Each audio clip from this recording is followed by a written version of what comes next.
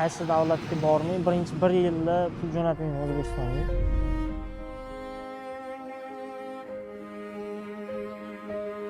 Katta gigant yaratib qo'ydik desam ham bo'ladi.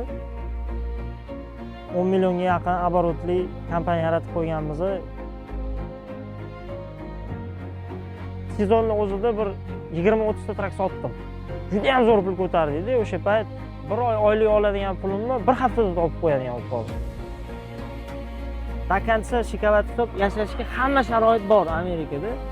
Uylangandan keyin уже orqaga yo'l yo'q, уже biznes qilishga qiynaladi.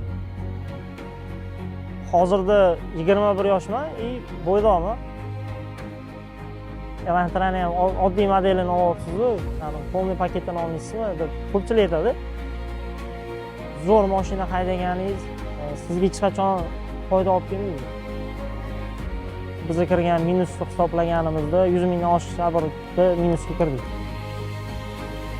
Endi bunaqa savollarga e'tibor bermayman.